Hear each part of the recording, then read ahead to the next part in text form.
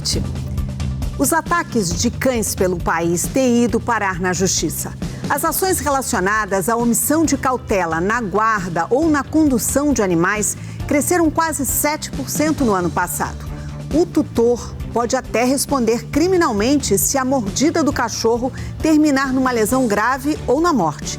Veja na reportagem de Flávia Travassos.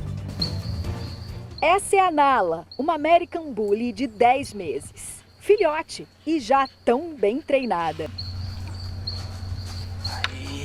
É que uma vez por semana ela passa por uma consultoria comportamental. A família optou por adestrá-la desde cedo. Primeiramente para ela nos obedecer os nossos comandos e a gente saber como fazer esses comandos, né? Porque não é tão simples como a gente pensa, né? Então o adestramento eu acho que foi fundamental para a gente. Respeitar os comandos. Conviver com outros cães. Tudo isso é importante para que o cachorro seja equilibrado e obediente. Quando a gente não treina o cachorro, a gente não sabe o que esperar dele, a gente não sabe como vai se comportar. Então, num minuto ele está tranquilo, sossegado, e aí de repente aconteceu a explosão e a gente fala, puxa, o que aconteceu? Isso nunca aconteceu antes. Talvez nunca tivesse passado por aquela situação antes, nunca tinha sido provocado. Então tem muita coisa que pode estar envolvida. E quando a gente treina, a gente reproduz essas coisas para a gente minimizar esses riscos. Essa semana, um cão pitbull escapou de uma casa e atacou garis, na zona sul de São Paulo. Os trabalhadores tentaram se defender, mas foram feridos pelo animal. Um deles perdeu parte de um dedo. Em dezembro do ano passado, o mesmo cachorro atacou uma pessoa que passava na rua com 3 cães. O homem teve ferimentos no braço. No Ceará, uma mulher foi agredida pelo tutor de um cão pitbull após defender os 3 cachorros da patroa de um ataque do animal. Ela teve uma torção no tendão da mão por conta do golpe do homem. E não são casos isolados. Dados do Conselho Nacional de Justiça apontam que as ações relacionadas à omissão de cautela ou condução de animais aumentaram quase 7% entre 2024 e 2025, quando os casos passaram dos 6.700. Pelo Código Penal, a omissão de cautela na guarda ou na condução de cães é uma infração de menor gravidade. Na prática, não é assim. Se um cachorro atacar algum outro animal ou uma pessoa, dependendo das consequências, o tutor vai responder criminalmente. Se for contra um cachorro, nós temos um crime de maus tratos, porque o animal foi mordido e se for a morte, tem aumento da pena pela lei sanção. Se for contra uma pessoa, nós temos um crime de lesão física, dependendo da gravidade. O tutor também pode responder na esfera civil, como explica a advogada especialista em direito animal. Tanto o dono do animal quanto o ser humano, ele tem o direito de exigir do tutor do animal o tratamento do cachorro ou da pessoa, todas as despesas. Ana Paula preferiu se precaver. Com o treinamento que a Nala vem recebendo, a filhote esbanja disciplina e doçura. Eu tenho uma filhinha de 5 anos, então ela e a Manu se dão super bem. A Manu amassa, aperta, beija e ela tranquilamente super aceita. Hoje é sábado, 7 de fevereiro de 2026. Veja agora os outros destaques desta edição. Adolescente agredido por piloto tem morte cerebral confirmada depois de passar 16 dias internado no Distrito Federal. 1.200.000 foliões se aglomeram para acompanhar a estreia de Ivete Sangalo no Carnaval paulistano.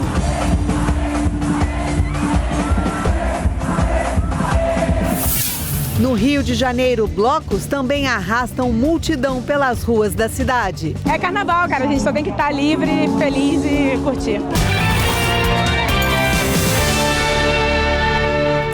Seja muito bem-vinda, bem-vindo. É uma alegria tê-los todos aqui para mais uma edição do SBT Brasil. O adolescente de 16 anos que foi agredido pelo ex-piloto Pedro Turra teve a morte cerebral declarada pela equipe médica do hospital onde ele está internado em Brasília. Era nesse hospital particular de Brasília, onde estava internado há mais de 15 dias, Rodrigo Fleury Castanheira, de 16 anos. Nas últimas semanas, amigos e familiares se reuniram em orações na frente do hospital, pedindo a melhora do estudante. Mas, na manhã deste sábado, veio a confirmação. Em um comunicado, o hospital destacou que, apesar de todos os esforços da equipe médica, o quadro evoluiu para a perda completa e irreversível das funções cerebrais. Muito injusto pensar que um garoto como o Rodrigo foi morto de graça, assim. Eu quero fazer qualquer coisa com alguém. Rodrigo foi agredido no mês passado numa briga com o ex-piloto Pedro Turra, de 19 anos, na saída de uma festa. Rodrigo bateu a cabeça na porta de um carro, sofreu traumatismo craniano e chegou a ter uma parada cardiorrespiratória de 12 minutos. A primeira versão do motivo da briga era que Pedro se irritou com um comentário feito pelo jovem sobre um chiclete que o agressor havia jogado em um amigo de Rodrigo. Mas com o avançar das investigações, a polícia acredita agora que o ataque tenha sido premeditado. A vítima teria se aproximado da ex-namorada de um amigo de Pedro, também piloto. Incomodado com a situação, esse amigo então teria pedido ao agressor que desse um susto no adolescente. Logo depois da briga, Pedro Turra chegou a ser preso, mas foi solto após pagar fiança de mais de R$24 mil. Com a repercussão do ataque, novos casos sobre o ex-piloto vieram à tona. Entre eles, a agressão de um homem de 50 anos após um acidente de trânsito. Pede desculpa pra ela. Vai continuar? Tá filmando aí, ó. Pede desculpa. Uma jovem de 18 anos também denunciou Pedro por forçá-la a ingerir bebida alcoólica quando ela ainda era menor de idade. A mesma vítima contou à polícia que o ex-piloto descarregou a bateria de uma arma de choque no corpo dela. Na semana passada, a polícia conseguiu na justiça a prisão de Pedro. O delegado que investiga o caso se emocionou. Sou pai e eu me coloco na posição daquela família. Desde então, Pedro Turra está preso no Complexo da Papuda, em uma cela isolada. Uma mulher e 3 crianças foram internadas com queimaduras graves depois que o gás de cozinha da casa delas explodiu. A mãe, de 29 anos, teve 100% do corpo queimado. Vamos então conversar ao vivo com a repórter Flávia Travassos, que tem outras informações. Flávia, uma boa noite para você. E a família tinha acabado de se mudar para essa casa, né? Pois é, Simone, boa noite para você e para todos. A explosão foi na zona sul da cidade. Que notícia triste é essa? A informação que a gente tem é que a família, sim, havia acabado de se mudar para essa casa. Inclusive, passava a primeira noite no local. Segundo o Corpo de Bombeiros, a mãe, Jusilene da Conceição, como você informou, teve 100% do corpo queimado. Ela e as filhas, incluindo uma bebê recém-nascida, foram levadas para o hospital em estado gravíssimo, já que as crianças também sofreram queimaduras em grande parte do corpo. 2 cômodos da casa foram danificados, mas, de acordo com o Corpo de Bombeiros, a estrutura não foi comprometida. Na segunda-feira, uma outra explosão, também causada por um vazamento de gás, na Zona Sul, deixou 7 pessoas feridas. Ainda sobre a explosão deste sábado, mãe e filhas continuam internadas e a gente segue aqui na torcida pela recuperação de cada uma delas. Simone. Sem dúvida, Flávia. Muito obrigada pelas informações. No Rio de Janeiro, uma venezuelana morreu depois que um andaime despencou em cima dela. A mulher era vendedora ambulante e trabalhava no momento do acidente. As roupas e a barraca ficaram debaixo da estrutura. O prédio onde aconteceu o acidente passava por uma reforma. Todo mundo começou a gritar, correr, e foi quando eu desci e me deparei com essa cena. As pessoas segurando esse andaime, um monte de voluntários segurando esse andaime. E ela estava no chão, coitada. Imagens mostram o momento em que moradores da região tentavam socorrer a mulher. É muito grande a pessoa. Beth Moreno era venezuelana, tinha 59 anos e trabalhava como auxiliar na barraca de roupas. O acidente aconteceu aqui na Avenida Nossa Senhora de Copacabana, uma das principais vias da Zona Sul do Rio de Janeiro. O outro homem, que também estava em cima do andaime, foi socorrido e passa bem. O rapaz saiu daqui na cadeira de roda, falando tudo bem, machucado, ferido, né, sangrando um pouco, mas ela já saiu daqui já bem debilitada. Peritos estiveram no local e a polícia agora vai investigar o que provocou o acidente. A Prefeitura do Rio de Janeiro acredita que pode ter acontecido algum problema na obra. Foi um andaime, né, instalado de forma aparentemente irregular. Todas as licenças, autorizações e responsabilidades estão sendo levantadas. Abalado, o proprietário da barraca lamentou o acidente. Como se fosse uma irmãzinha para mim, a Beth. Era um amor de gente e ela ia fazer aniversário agora, dia 26. Era muito boa, muito trabalhadora. Ainda no Rio de Janeiro, a justiça lá deu 5 dias para que o ex-goleiro Bruno, lembra dele, né? Regularize a situação junto ao Conselho Penitenciário. Se ele não cumprir, pode perder a liberdade condicional. Quem vai trazer os detalhes para a gente é o repórter Matheus Coelzer. Matheus, uma boa noite para você. Agora, se ele corre o risco assim imediato de voltar para a cadeia, explica para a gente, por favor. Oi, Simone, boa noite para você, boa noite a todos que nos acompanham aqui no SBT Brasil. Não, ele não corre o risco imediato de voltar para a prisão, porque não foi expedido um mandado de prisão, é o que falou a defesa. No entanto, existe aí um entrave numa questão burocrática com a Justiça. Como o goleiro Bruno não assinou esse documento, a Justiça entende que ele deixou de assinar um termo específico no Conselho Penitenciário. E aí, por isso, o cumprimento da pena teria sido interrompido. A defesa está contestando, diz que o Bruno nunca foi intimado para essa assinatura e que há 3 anos ele cumpre rigorosamente o comparecimento mensal em juízo. A suspensão dessa liberdade condicional ocorreu dias depois dele ter ido aqui para o Maracanã para assistir a partida entre o Flamengo e o Inter pelo Campeonato Brasileiro. Agora, o TJ não deixou claro, em caso de revogação dessa condicional, se vai continuar em regime semiaberto ou se ele vai voltar para o fechado. O ex-goleiro foi condenado a mais de 23 anos de prisão pelo homicídio e pela ocultação de cadáver da Elisa Samúdio, com quem teve um relacionamento.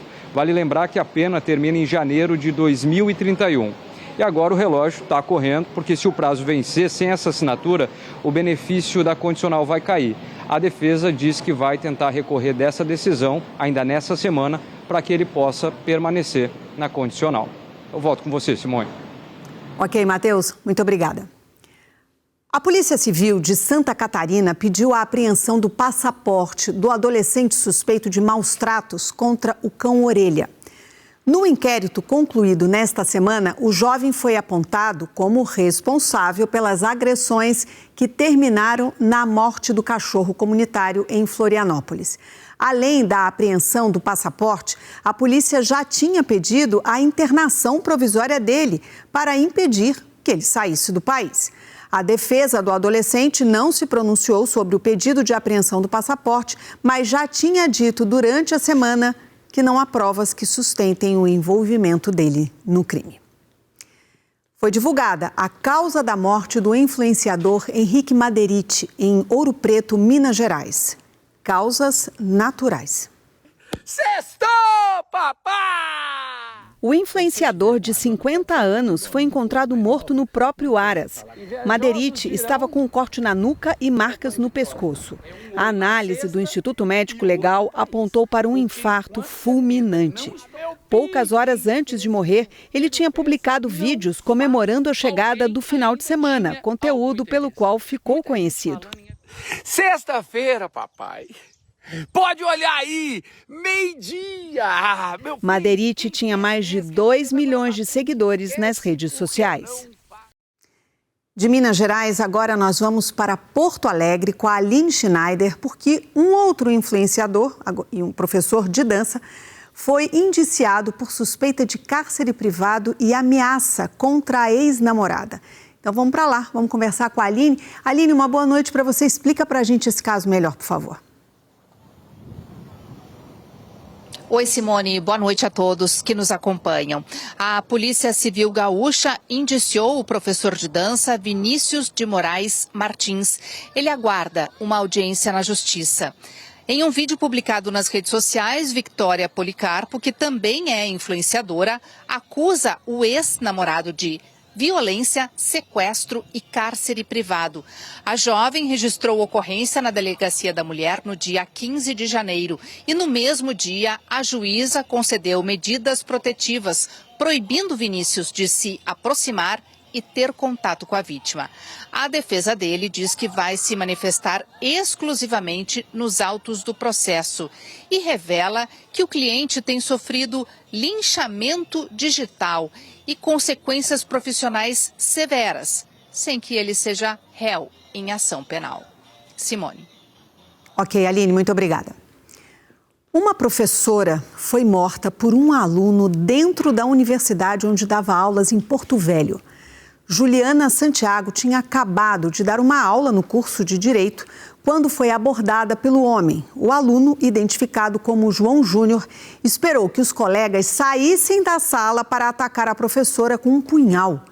Ele afirma que manteve um relacionamento com Juliana por 3 meses e não aceitava o fim da relação. Juliana chegou a ser socorrida, mas não resistiu. A faculdade suspendeu as aulas até a próxima segunda-feira e o aluno foi preso. A Agência Nacional de Vigilância Sanitária emitiu um alerta sobre o aumento de casos suspeitos de pancreatite em pacientes que usam as chamadas canetas emagrecedoras. 6 mortes já são investigadas. Então, nós vamos para Brasília. Nós vamos saber mais sobre essa situação com a Paola Cuenca. Uma boa noite para você, Paola. O que disse a Anvisa sobre essa suspeita? Boa noite para você também, Simone, para todos que estão nos acompanhando. Olha, segundo o alerta publicado nesta sexta-feira, a Anvisa faz um destaque a respeito desse registro de casos de pancreatite em pessoas que fazem o uso daqueles medicamentos agonistas de GLP-1, o hormônio da saciedade, que esses casos aumentaram tanto aqui no Brasil quanto em outros países. Em 2020, havia 1 caso suspeito aqui no país e em 2025 foram 45 notificações desse tipo.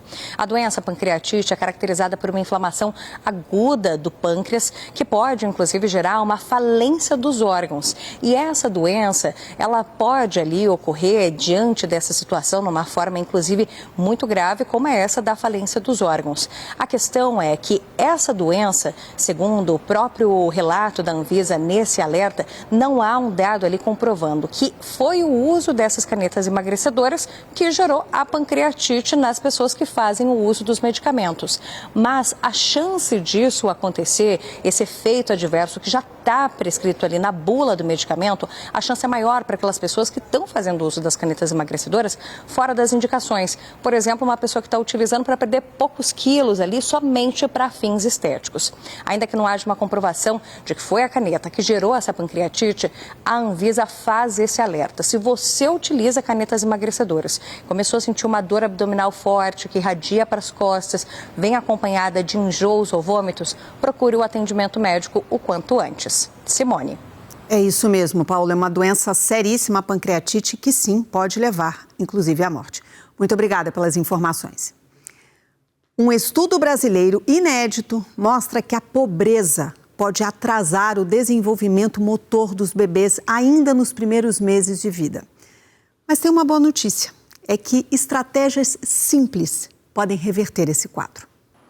A pobreza pode deixar marcas no desenvolvimento dos bebês. Um novo estudo mostra que aos 6 meses de vida, crianças em situação de vulnerabilidade socioeconômica podem apresentar atrasos nos movimentos por, em muitos casos, não serem submetidas a tantos estímulos. Está todo mundo aprendendo um com o outro. E é uma fase também em que o cérebro do bebê está em intensa neuroplasticidade. Então, ele é uma fábrica ali em intensa produção de neurônios e captando tudo que vem do ambiente, como se fosse uma esponja ali. A pesquisa acompanhou 88 bebês entre 3 e 8 meses de idade. Mais da metade vivia em situação de pobreza. Além de alcançarem marcos motores, mais tarde, esses bebês apresentaram menor variedade de movimentos, repetindo sempre as mesmas estratégias. O cérebro daquela criança está em constante desenvolvimento, a todo vapor ali, e precisando de estímulo. Então, a gente pode começar o quanto antes a estimular, a observar, a avaliar. De acordo com a pesquisa, esses atrasos no primeiro ano de vida podem influenciar o desenvolvimento global da criança, inclusive com possíveis impactos no comportamento e na aprendizagem na fase escolar, como até mesmo a forma de manusear um simples lápis. Mas a boa notícia é que esses atrasos podem ser revertidos. O estudo mostra que com orientação simples e estímulos dentro ou fora de casa, o desenvolvimento dos bebês melhora rapidamente, mesmo em famílias com poucos recursos financeiros. Nessa clínica, a fisioterapeuta mostra movimentos importantes que podem ser estimulados desde cedo. Colocar o bebê de bruços, incentivar que ele pegue objetos e a interação verbal são algumas das práticas. Essa posição aqui é o tummy time, estimula tanto a rotação de pescoço e como a sustentação da cabeça para o desenvolvimento motor. E esses movimentos ajudam bastante a estimular a mobilidade e prevenir os encurtamentos que ela pode ter ao longo da infância. A gente pode colocar a bolinha na mão dela e a gente fala, vamos bater a bolinha? E aí na hora que a gente faz, a bolinha ela vai para o outro lado. E aí a criança vai levando na forma de brincadeira e a gente vai conseguindo fazer os alongamentos de forma que seja bastante positiva. O estudo mostrou também que já aos 8 meses, os atrasos já não eram mais significativos entre os bebês que receberam novos estímulos, um resultado atribuído principalmente ao envolvimento das mães. Muita gente acha que tem que esperar um pouquinho mais, mas fazendo os estímulos adequados desde a primeira semana é super seguro. Segundo os pesquisadores, o acompanhamento precoce e o estímulo em casa podem fazer toda a diferença no desenvolvimento infantil e valem para o resto da vida. Um guarda civil municipal de Diadema, na Grande São Paulo, foi morto após tentar intervir em um assalto contra uma farmácia na Vila Sônia, na zona oeste da capital paulista. De acordo com a Polícia Militar, o GCM Rodrigo dos Santos, de 42 anos, estava à paisana na noite de sexta-feira em um posto de gasolina. Ele abastecia o carro quando foi informado do roubo em uma farmácia ao lado. O guarda foi até o local e se deparou com 4 ladrões em 2 motocicletas. Houve uma troca de tiros. Rodrigo foi atingido por um disparo no tórax e os criminosos fugiram. O GCM foi socorrido e levado ao hospital, mas não resistiu aos ferimentos. O caso foi registrado como latrocínio e está sendo investigado pelo Departamento de Homicídios e de Proteção à Pessoa.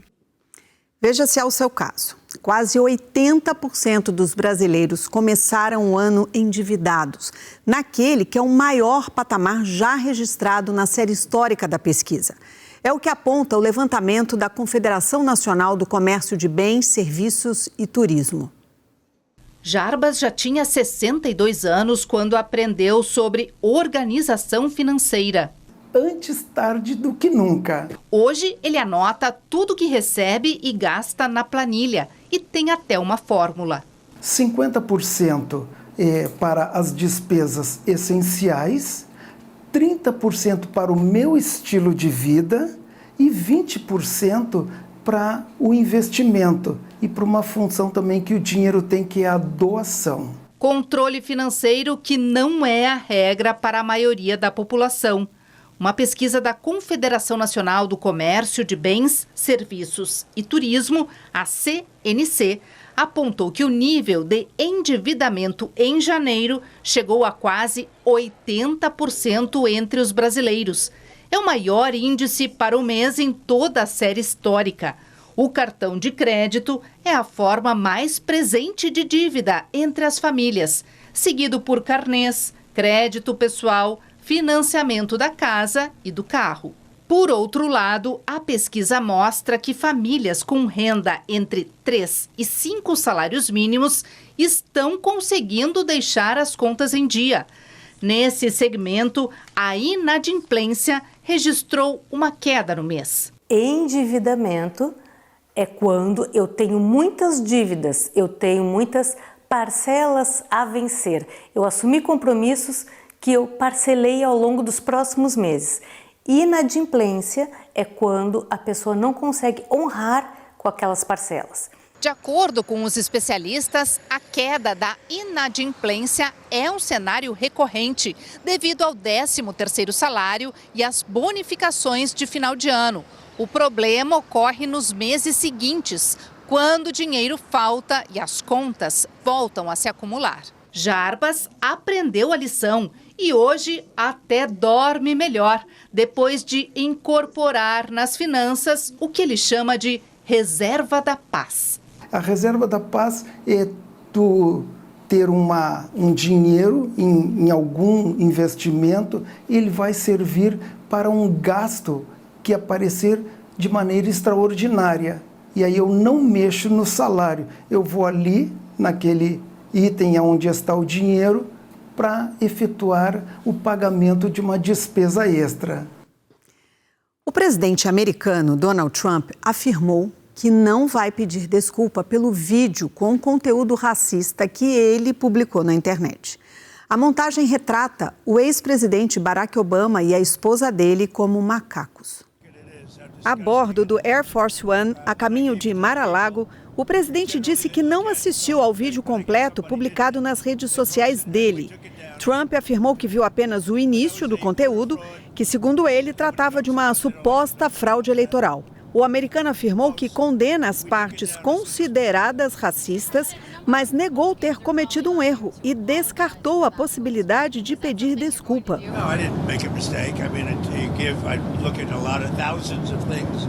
O começo do vídeo, de fato, é sobre as eleições de 2020. Mas antes do fim, uma imagem de inteligência artificial mostra os rostos de Barack e Michelle Obama em corpos de chimpanzés com a trilha sonora do filme O Rei Leão.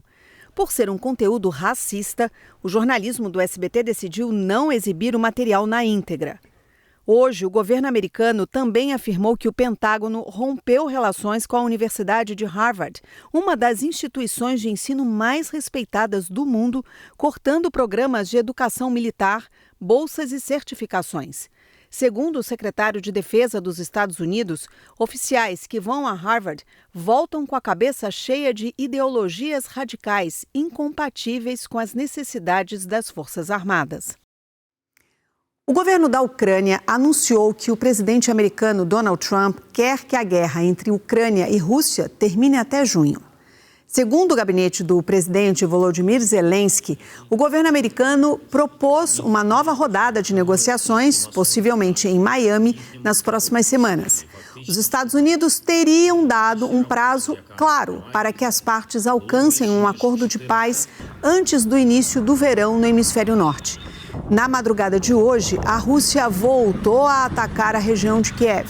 Segundo o governo ucraniano, mais de 400 drones e cerca de 40 mísseis foram lançados contra o país, atingindo a rede elétrica e provocando um incêndio em um centro logístico. O número de banhistas queimados por águas vivas nas praias gaúchas bateu recorde. Desde o início da Operação Verão, em dezembro, foram quase 115 mil ocorrências no Rio Grande do Sul. Quase 30 mil a mais do que em todo o ano passado. Calor, praia lotada, água quente e mar cheio de banhistas. O cenário ideal para a aparição das águas vivas. Estes 3 amigos estão aproveitando o veraneio em Tramandaí, no litoral gaúcho. Todos foram queimados pelos animais. Quando eu vou sair da água, assim, já vem uma sensação de ardência. Uma queimadura assim forte que não deu para aguentar muito assim, né? Daí eu fui pegar um vinagre aqui no quiosque aqui atrás e botei ele. Fiquei uns 20 minutos parado com o pé e começou a abrir umas bolhas no meu pé, assim. Ao sentir a queimadura, a orientação é sair imediatamente do mar. Fui entrar na água e tomei uma beliscada de uma água viva na perna, mas está tudo bem, tudo tranquilo. Se houver tentáculos na pele, eles devem ser retirados com objetos, nunca com as mãos. Especialistas recomendam lavar o local com vinagre ou com a própria água do mar. Água doce, cremes e receitas caseiras não devem ser usados. não esfregar, porque esfregando acaba espalhando a toxina, e colocar vinagre, né? E a gente sempre orienta também, né, se a pessoa vir, né, a ter algum desconforto, né, ter febre, é sempre bom, né, procurar uma consulta médica, até um posto de saúde, para averiguar melhor cada caso, né? As águas-vivas são transparentes e muitas vezes difíceis de se ver. Depois do contato, a ardência pode durar de meia hora até um dia inteiro. Em casos mais graves, os sintomas vão além da queimadura. Tive algumas reações mais fortes, como dores musculares nas pernas, nos calcanhares, sudorese, arrepio, calafrio, que são características quando se tem uma queimadura mais forte, mais grave, né? A água-viva é um animal marinho gelatinoso. Ela se move levada pelas correntes do mar e o encontro de águas geladas e quentes faz com que o número delas aumente. Por conta dessas correntes marinhas que vão se formando pelo encontro de águas quentes e frias, isso acaba trazendo elas também para o nosso litoral, com auxílio do vento ali, vento leste, vento norte, isso faz com que elas apareçam com maior frequência. Aí entrar no mar já fica com receio, né? Tu fica com medo. Nossa, eu nunca tinha visto água-viva tão grande assim. Em um discurso em tom de campanha, o presidente Lula disse que as eleições deste ano serão uma guerra. O presidente Lula cobrou que o Partido dos Trabalhadores faça uma autocrítica sobre os erros políticos cometidos pela legenda. Lula participou neste sábado de um evento em Salvador para comemorar os 46 anos da sigla. O PT governava 24 milhões de pessoas na grande São Paulo. Hoje o que o PT governa? O que aconteceu? O que aconteceu? Alguma coisa, em algum momento nós erramos. Aos 80 anos, o presidente vai disputar a reeleição para um 4º mandato. Então, se a gente não levar em conta a necessidade de fazer uma reflexão da nossa trajetória, o partido é que tem que ser forte, não é o Lula que tem que ser forte, é o partido. Na visão de Lula, as eleições serão uma guerra. Nós vamos ter que construir o discurso político, que ainda não está pronto, mas vai ter que ser preparado. Nós vamos ter que preparar porque é uma guerra política. Nós temos que escrachar cada mentira que eles contarem. Eles são desaforados. E nós não podemos ficar sendo quietinhos. Não tem essa mais de Lula, paz e amor. Entre os preferidos de Lula, o governo de São Paulo, está Fernando Haddad. O ministro da Fazenda passou a manhã de sábado numa das unidades do SESC no centro da capital paulista, lançando um livro escrito por ele com o título Capitalismo Superindustrial. No evento, defendeu mobilização da esquerda. A extrema-direita acendeu. E eu não acredito que a humanidade vai ficar parada diante disso. Então, é um otimismo mitigado de uma esperança de que a gente se mobilize contra a extrema-direita e faça alguma coisa de útil com as nossas vidas para viver melhor. Hoje, o ministro não falou com a imprensa, nem mesmo sobre o livro. E ficou sem resposta mais uma vez à pergunta que não quer calar.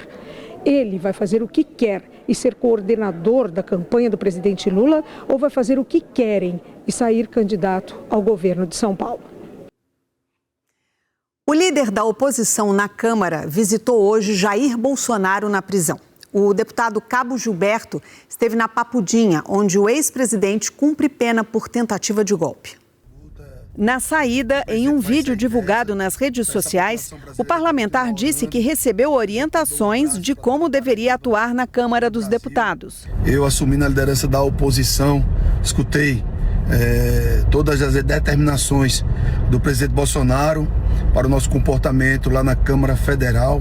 Ao jornalismo do SBT, o líder da oposição confirmou que Bolsonaro pediu empenho na defesa da candidatura do filho dele, Flávio Bolsonaro, à presidência. Disse também que o ex-presidente quer a derrubada do veto do presidente Lula ao projeto que reduz a pena de condenados por atos golpistas. O ministro Alexandre de Moraes, do STF, negou o pedido de visita do presidente do PL, Valdemar Costa Neto, o que, segundo aliados, obriga Bolsonaro a dar recados por meio de outras pessoas. Nas próximas semanas, o Tribunal Superior Eleitoral vai definir as regras atualizadas das eleições de outubro. E uma das principais preocupações é o mau uso da tecnologia principalmente da inteligência artificial. Seja para o humor ou para a crítica, você já deve ter visto vídeos nas redes sociais com rostos e vozes de figuras públicas em situações que nunca existiram. Essa manipulação feita por inteligência artificial, por exemplo, já deu dor de cabeça para o governo com a disseminação de informações falsas por meio de um recurso chamado deepfake, que manipula imagem e voz. Às vésperas das eleições de outubro, o uso dessa ferramenta acendeu o alerta dos órgãos ligados ao processo eleitoral. O Tribunal Superior Eleitoral já tinha proibido o uso de deepfakes para favorecer ou para prejudicar candidaturas nas eleições municipais de 2024. Para este ano, o TSE colocou o tema para debate popular. Big Techs, partidos políticos, instituições sociais e órgãos públicos participaram de audiências com críticas e sugestões. A minuta apresentada pelo TSE com possíveis atualizações das regras atuais não trouxe uma ampliação das restrições impostas ao uso da inteligência artificial, o que para o Ministério Público Eleitoral deve ser revisto. O MPE sugeriu que a tecnologia seja aplicada somente para a melhoria na qualidade de imagens ou sons de propagandas. E ainda propôs o estabelecimento de uma multa de até R$30 mil para qualquer pessoa que disseminar fake news com conteúdos fabricados ou manipulados. As propostas apresentadas serão analisadas pelo vice-presidente do TSE, ministro Nunes Marques, e depois serão submetidas ao plenário do tribunal. As novas regras precisam ser publicadas até 5 de março. Este professor do Centro de Inteligência Artificial da USP diz que o eleitor precisa estar atento e não acreditar em tudo o que vê. Colocar a dúvida de que se é verdade ou não. E aí correr atrás de buscar outras informações. Fundamental. Informações de veículos jornalísticos tradicionais que são presentes na internet, mas em outras mídias também, que tem um trabalho sério de jornalismo, porque é ali que a gente vai ter uma pesquisa feita de forma imparcial.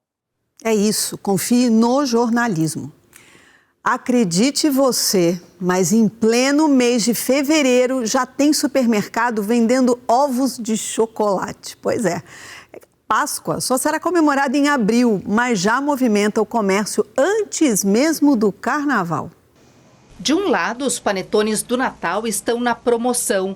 Do outro, os ovos de Páscoa já ocupam prateleiras nos supermercados. Garantir, porque depois é aquela briga, né? Inacreditável.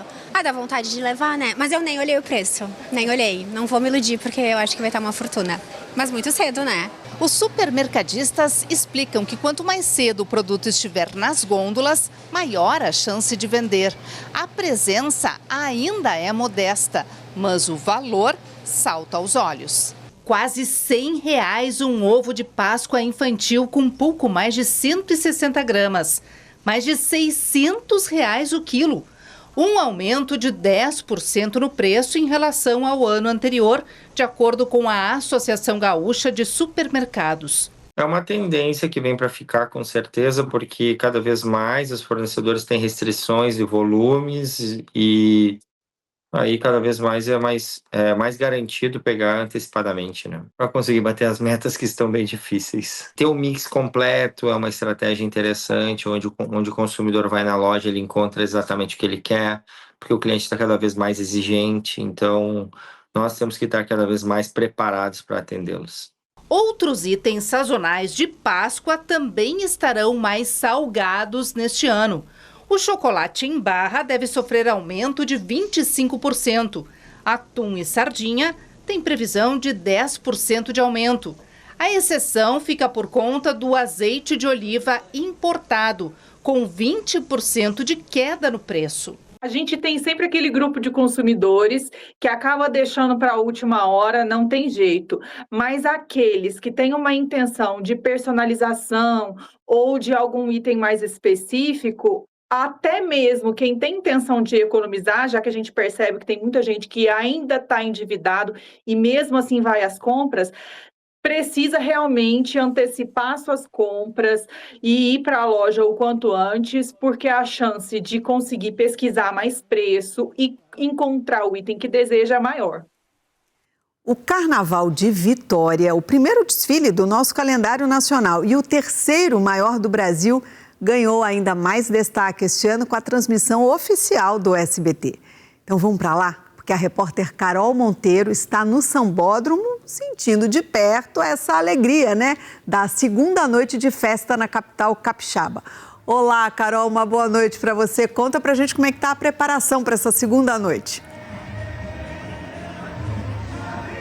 Ei, Simone, muito boa noite para você, boa noite a todos que acompanham o SBT Brasil desse sabadão. Pois é, Vitória já está em clima de carnaval, já estamos em clima de festa. Ontem, 5 escolas abriram os desfiles aqui do Grupo Especial no Sambão do Povo, como é carinhosamente conhecida a nossa passarela do samba. Hoje, mais 5 escolas passam por aqui, incluindo a atual campeã, a Independente de Boa Vista. E esse ano, pela primeira vez, a nossa TV Sim, afiliada do SBT aqui no Espírito Santo, está transmitindo o nosso carnaval para todo o estado. São mais de 4 milhões de capixabas acompanhando tudo ao vivo pela TV. E olha, para essa transmissão foi montada uma operação enorme, com mais de 100 profissionais envolvidos. E olha, os desfiles das escolas de samba aqui de Vitória movimentam mais de 45 milhões de reais na economia capixaba, geram cerca de mais de 6 mil empregos diretos e indiretos.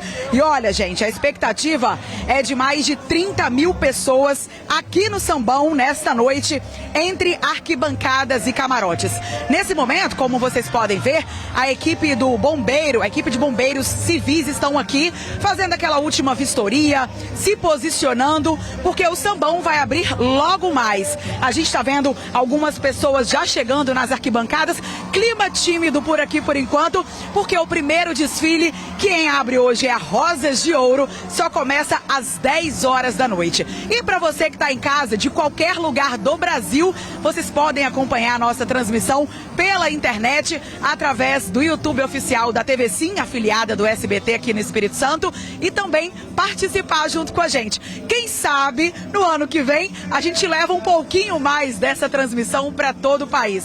Olha, é muita folia, muita beleza, são muitos metros de avenida, onde as escolas passam por aqui, mostrando toda a beleza, todo o glamour, aquele samba no pé. E claro que a gente segue acompanhando tudo, comemorando o crescimento do Carnaval Capixaba e com essa honra de transmitir para mais de 4 milhões de capixabas. Afinal, essa estreia da TV Sim junto com o SBT só tende a crescer e a gente segue mostrando esse carnaval tão bonito. Até porque o Carnaval do Espírito Santo abre o Carnaval oficial. Eu volto com você aí no estúdio, Simone. Ah, muito bem. Uma boa festa a todos os capixabas. Muito obrigada. Uma boa noite. E não é só em Vitória, não. O carnaval já começou em muitas cidades do país. Mas para aproveitar a maratona de folia sem dor de cabeça, é preciso prestar atenção aos conselhos dos médicos. A Daniele foi às compras de carnaval, roupas e acessórios para se divertir nos blocos. Eu tento sempre buscar fantasias mais leves, tecidos que sejam mais claros, para não passar muito calor também na rua. Além do conforto, a foliante carteirinha não dispensa itens que ela considera básicos nos quesitos saúde e segurança. Costumo carregar óculos de sol porque é muito calor, né? Principalmente passar também protetor solar, recomendável que seja resistente à água, não só no rosto, mas também nos ombros. Beber muita água. Eu uso também uma tampinha nas minhas latas de bebida, que eu coloco ela em cima da lata e ela pode ficar fechada, então eu garanto que ninguém está colocando nada na minha bebida. Os cuidados que você acabou de ver não são um exagero. Se precaver é a melhor dica para o folião não parar no hospital. Com o calor e os excessos cometidos durante o carnaval, são comuns casos de desidratação e intoxicação pelo abuso de bebidas alcoólicas. Cachaça não é água, não. Então, para se hidratar, água ou isotônicos naturais, como água de coco, ou isotônicos artificiais, que se encontra também à venda. O médico alerta para outro risco: a ingestão excessiva de energéticos, uma fórmula que muita gente adota para se manter em ritmo acelerado no carnaval. Tem um risco associado à questão cardiovascular, da questão da cafeína, ainda mais quando quando você mistura essa bebida energética com álcool. Resgate dramático em Nova York. 3 homens foram salvos depois de caírem em águas congeladas. As imagens mostram bombeiros e agentes da polícia de Nova York avançando sobre o gelo para alcançar as vítimas. Eles caminhavam por uma baía congelada quando a superfície cedeu. Durante o resgate, um bombeiro e um policial também chegaram a cair na água, mas não se feriram. Segundo autoridades, os 3 homens estavam conscientes e foram levados para hospitais da região. Com juros nas alturas, o consórcio se tornou o caminho escolhido por milhões de brasileiros para comprar itens com valores mais altos, como casa e carro. Mas, junto com o crescimento recorde das adesões, aumentaram também os riscos e os cuidados na hora de assinar o contrato. O professor Cleiton caiu no chamado golpe da cota contemplada. Só depois de assinar um contrato e pagar R$60 mil, foi avisado de que precisaria pagar mais R$48 mil para receber a cota contemplada de R$250 mil, que já libera o valor da compra do imóvel. Ele garante que essa informação não estava no contrato. Isso para mim foi uma surpresa, porque antes ninguém me falou nada, né? Eu tenho a assinatura, eu tenho o contrato, né? E no contrato não fala nada sobre pagar 30% em relação a esse crédito. Outros consumidores já caíram em outro golpe, o das cotas que você consegue contemplar dando um lance bem baixo. Uma promessa de alguns corretores que é impossível de cumprir. Não existe garantia de contemplação. Não é garantia nem com valor baixo nem alto. Não, ninguém pode garantir a contemplação. Ninguém pode. Não há garantia. Não acredite em falsas promessas. O consórcio é considerado um bom negócio e no ano passado foram vendidas no Brasil mais de 5 milhões de cotas, 15% a mais que em 2024. Mas é preciso conhecer as regras e, claro, ler minuciosamente o contrato. Por exemplo, se você der 50% de lance numa carta de 100 mil em formação, com prazo de 180 meses, você não vai desembolsar R$50 mil, e sim cerca de 64 mil. Entram aí taxa de administração, seguro e fundo de reserva. Mesmo assim, em tempos de juros altos, muitos brasileiros têm investido nessa modalidade para tentar comprar a casa própria ou um carro novo. 2025 fechou com mais de 12 milhões de participantes ativos nos consórcios, quase 14% a mais que em 2024. Nesse mesmo período, foram mais de 1.700.000 contemplações, 4% a mais do que no ano anterior. Ao ver tantas pessoas realizando objetivos, os consumidores se animam e muitos viram presas fáceis dos golpistas. O caminhoneiro José Valdo fez um consórcio para a compra de um caminhão com a promessa de carta contemplada. Pagou R$30 mil à empresa. Segundo ele, os vendedores garantiram que a contemplação ocorreria no máximo em 90 dias, o que nunca aconteceu. Não falou em momento algum que eu não tinha risco, ela só falava que eu ia tirar com certeza já. Aí já falou o dia para mim ver lá e visitar o pátio, ver os caminhões, não sei o quê. Nossa, decepcionado, triste, porque tudo que eu tinha eu investi no caminhão para mim trabalhar, sabe? Que eu não estava bem onde eu estava e eu queria trabalhar para mim, entendeu?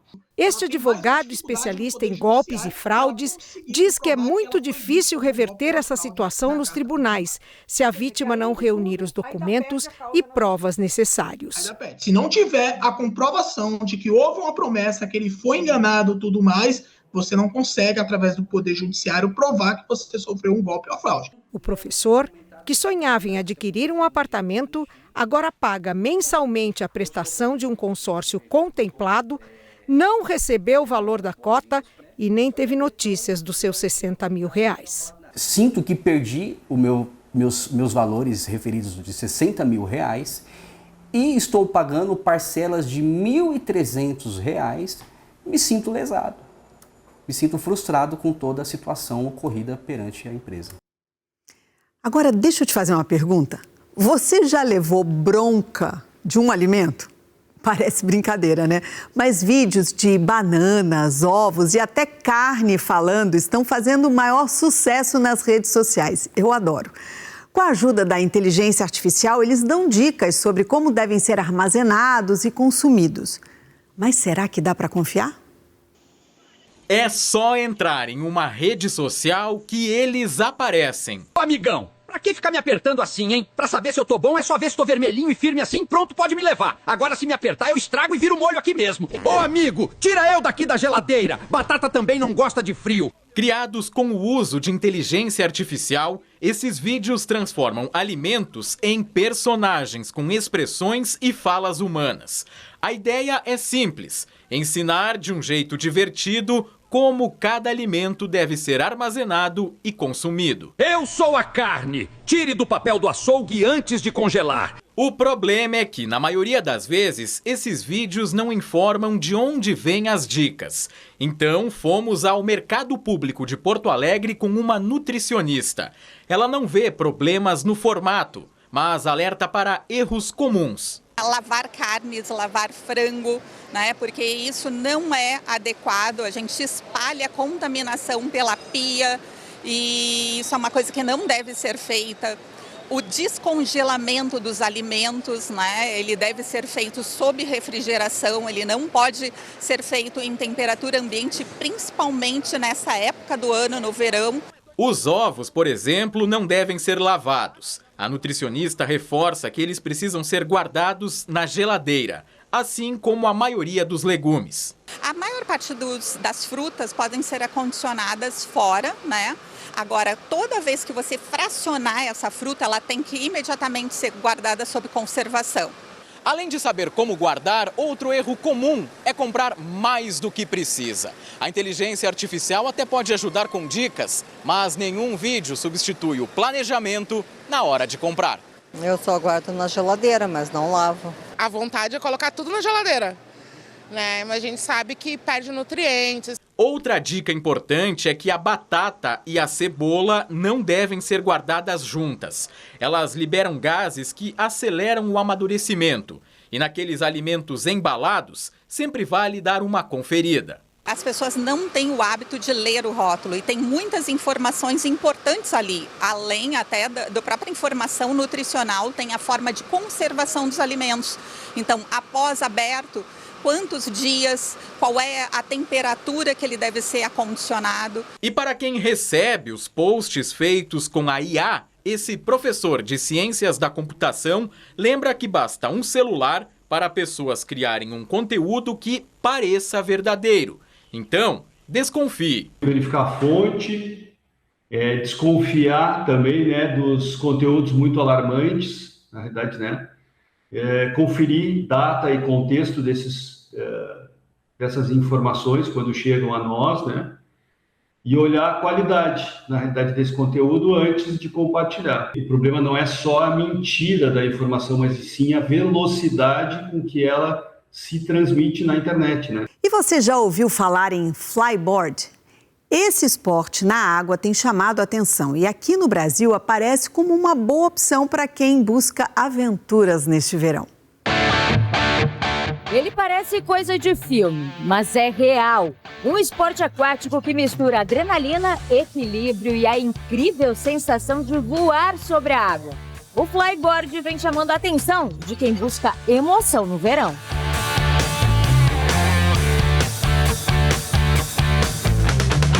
Uma coisa mundialmente está pegando fogo. O flyboard está em alta no mundo inteiro como esporte, porque é muito legal de praticar, a família inteira pratica, né? Se pensa que é difícil, não é difícil. Mas como esse esporte funciona?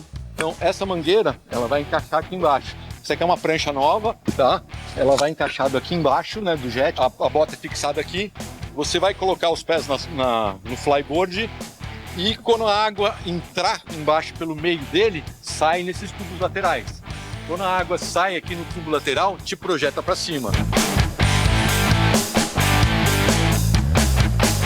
O Cello é quem vai nos guiar e nos ensinar.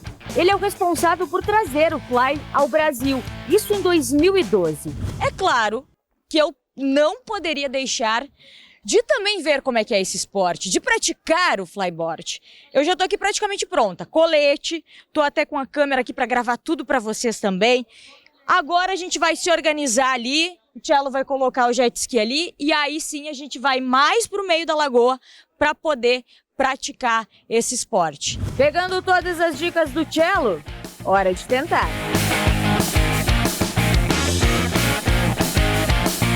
É muito mais difícil do que parece, mas é incrível. Dá medo no começo, mas quando você consegue subir, a sensação é surreal. Parece que a gente tá levitando mesmo, sabe? E olha aí, eu nem fiquei muito alta, mas a sensação, juro, era de estar a uns 10 metros da água. Quando você voar novamente, o seu corpo já começa a pegar uma memória muscular. Então, o segundo voo, você vai parar voando paradinha, facinho. O flyboard é mais uma opção para quem quer aproveitar o verão com emoção, contato com a água e uma boa dose de adrenalina. Um esporte que desafia o corpo e conquista quem se permite tentar.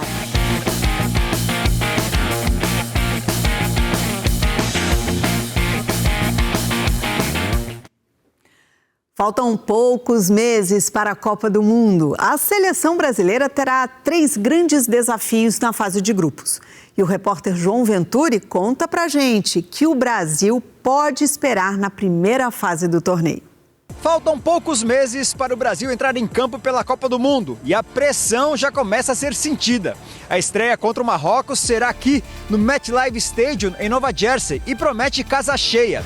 Haiti e Escócia completam o caminho na fase de grupos. O Brasil chega como um dos favoritos ao título, mas sabe que precisa mostrar força desde o primeiro minuto. O Marrocos não será fácil. Haiti e Escócia também podem surpreender, mas a camisa amarelinha ainda impõe muito respeito. Vem aí a Copa do Mundo, futebol no SBT, o Brasil joga aqui. O carnaval em São Paulo ainda nem começou oficialmente, mas isso é só um detalhe para os milhões de foliões que curtiram a festa no Rio de Janeiro e na capital paulista. Logo cedo, o bloco Quem Pede, Pede mostrou que São Paulo definitivamente entrou no mapa dos megablocos e não quer mais sair. O público foi tão grande, 1.200.000 pessoas segundo a PM, que em alguns momentos foi preciso cautela. Ivete chegou a parar de cantar por alguns instantes e comandou o trio em marcha lenta, priorizando a segurança. Do alto do caminhão, a cantora reforçou o pedido de atenção para que ninguém se machucasse na aglomeração. São Paulo terá 627 blocos ao todo até o fim da folia. E se em São Paulo a temperatura subiu neste sábado, no Rio de Janeiro o termômetro já explodiu. Olhando assim do alto, parece que a cidade já virou uma imensa passarela. Só que por aqui o relógio do carnaval funciona em outro fuso horário. Oficialmente, a festa começou em janeiro. Na prática, o carioca já perdeu a conta de quantos blocos encarou. A gente só vai curtindo, pegando um bloco atrás do outro e a gente vai vendo no que vai dando. Segunda-feira, se tiver bloco, eu tô no bloco. Terça-feira em diante, é isso. A conta é simples, mas o esforço é de atleta. Segundo a Rio Tour, são mais de 430 blocos durante todo o carnaval pela cidade. Só neste final de semana, mais de 100 cortejos ocupam as ruas. E a pergunta que não quer calar é de onde vem tanta energia. A gente bebe um energético, toma uma água, se hidrata, calor do Rio de Janeiro. É carnaval, cara, a gente só tem que estar livre, feliz e curtir. O bloco da Favorita atraiu uma multidão para o centro do Rio ao som do funk da cantora Poca.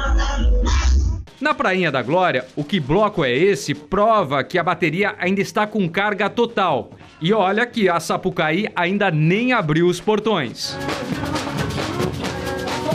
Seja no asfalto do Rio ou no coração de São Paulo, o ritmo é o mesmo. O desafio agora é segurar o pique para que essa festa só termine quando a última bateria parar, porque no final das contas, o carnaval não é apenas uma data no calendário, é um estado de espírito. Tem muito suor para derramar, tem muita cerveja para beber e tem muita sala de sapato ainda para pular, porque se essa acabar, a gente vai descalço mesmo, não tem problema. Do chão, geral tira o pé do chão. E a gente sabe que essa aglomeração é um prato cheio para os ladrões de celular. Em São Paulo, um bandido foi preso no megabloco da Ivete. Mas o que chamou a atenção mesmo foi a estratégia usada pela polícia. Agentes do Departamento de Homicídios e Proteção à Pessoa da Polícia Civil se infiltraram entre os foliões usando fantasias de extraterrestres. Assim, eles conseguiram monitorar as movimentações suspeitas e não foram identificados, o que facilitou o flagrante, né? Um homem foi preso com celulares furtados e outros 3 suspeitos foram presos por adulteração de bebidas. Com a folia espalhada por todo o Rio de Janeiro, uma nova arma começa a ser usada contra as bebidas adulteradas. É um laboratório móvel em forma de maleta. Carnaval, alegria e, para aumentar a empolgação, uma bebidinha de leve. Um roteiro para a maioria dos foliões. Só que nem sempre o conteúdo da garrafa é o que aparece no rótulo. E o problema pode ser bem mais grave do que uma ressaca. O alerta veio em outubro do ano passado, quando surgiram os primeiros casos de bebidas destiladas contaminadas por metanol. No Rio de Janeiro não houve nenhum registro, mas de olho nas férias e no pré-carnaval, as autoridades intensificaram a fiscalização. Mais de 500 litros de cachaça artesanal foram apreendidos em um bar de Rio das Ostras, na região dos Lagos. Nenhuma garrafa tinha registro no Ministério da Agricultura. O trabalho dos fiscais da Secretaria de Defesa do Consumidor inclui um laboratório móvel. As bebidas recolhidas são imediatamente analisadas com o uso dessa maleta. Ela é capaz de identificar em frações de segundos se aquela bebida é original ou falsa, trazendo assim mais segurança para o consumidor. Mas muita gente ainda fica desconfiada. Tenho bastante medo, não costumo beber. Prefiro evitar. A bebida que é preparada na rua, tipo caipirinha, essas bebidas que o pessoal faz na rua mesmo. Aí dá medo, porque você não sabe o que eles estão botando. A principal dica para o consumidor é evitar bebidas de procedência desconhecida ou duvidosa. Por isso, bares e restaurantes precisam redobrar a atenção e só oferecer produtos adquiridos com fornecedores de confiança. Neste depósito, na região central do Rio, os donos afirmam que seguem as normas rigorosamente. A começar pelas notas fiscais que identificam a origem das bebidas. O lacre também é indispensável. E os rótulos precisam trazer informações como nome, endereço e CNPJ do produtor e do distribuidor. Não tememos nenhum tipo de fiscalização, porque a loja, a gente compra tudo 100% com nota fiscal, direto dos fabricantes ou de importadores. Então a gente tem todo esse controle justamente para evitar esse tipo de problema. A gente não aceita comprar nada de intermediários. E uma última informação. Fortes chuvas provocaram alagamentos em cidades de Santa Catarina. Na Serra Catarinense, o rio Cará transbordou e alagou ruas no entorno. No meio-oeste, cidades foram atingidas por chuva de granizo e rajadas de vento que passaram dos 50 quilômetros por hora. Os fenômenos causaram destelhamento de casas, queda de árvores e obstrução de vias. Segundo as autoridades locais, não há registro de feridos. E você perdeu ou quer rever alguma das nossas reportagens? Então vai lá no nosso canal no YouTube e também no nosso site, o sbtnews.com.br. Muito obrigada pela sua companhia, uma ótima noite para você e um ótimo domingo. Até a próxima. Tchau.